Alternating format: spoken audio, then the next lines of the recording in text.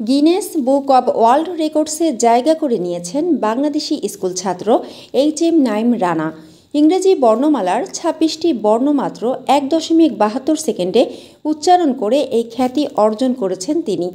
সম্প্রতি গিনেস বুক কর্তৃপক্ষের স্বীকৃতি সনদ পাওয়ার পর শনিবার ৭ ডিসেম্বর সাংবাদিকদের এ তথ্য জানান তিনি।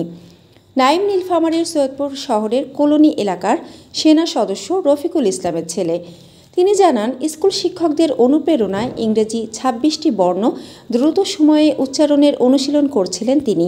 এরপর গিনেস বুক কর্তৃপক্ষের সঙ্গে অনলাইনে যোগাযোগ করা হলে গত ১৬ আগস্ট ভিডিও কলে পরীক্ষাটি গ্রহণ করা হয়। পরবর্তী সময়ে পরীক্ষায় উত্তীর্ণ হন তিনি। নাঈম বলেন, মঙ্গলবার ৩ ডিসেম্বর আমার রেকর্ডের স্বীকৃতির সনদপত্রটি প্রদান করা হয়। আগামীতে শরীরে দ্রুত সময়ে স্টিকি নোট লাগিয়ে বিশ্ব রেকর্ড করতে চাই আমি। বর্তমানে ১ মিনিটে শরীরে ৬১টি স্টিকি নোট লাগিয়ে গিনেস বুকের ওয়ার্ল্ড রেকর্ড রয়েছে। আমি সে রেকর্ড ভাঙতে চাই। জানা যায়, নাঈমের বাবা রফিকুল ইসলাম সৈয়দপুর সেনানিবাসে কর্মরত অবস্থায় পরিবার নিয়ে বসবাস করেন শহরের নিচু কলোনি এলাকায়। নাঈমের জন্ম সৈয়দপুর শহরে।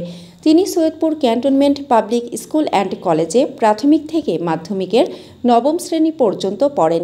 পরে দাদাবাড়ি পঞ্চগড়ের তেঁতুলিয়া উপজেলার ভোজনপুর গ্রামের একটি স্কুলে ভর্তি হন তিনি।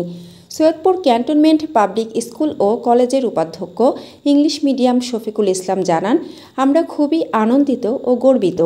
আমাদের শিক্ষা প্রতিষ্ঠানের একজন শিক্ষার্থী এ গৌরব অর্জন করেছে। ভবিষ্যতে সে আরও ওয়ার্ল্ড রেকর্ড করুক এই কামনা করি।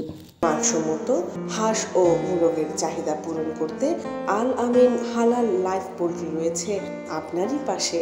আমরা হাঁস, মোরগ, কবুতর, কোয়েল, টার্কি ও খরগোশ পাইকারি মূল্যে বিক্রয় করি।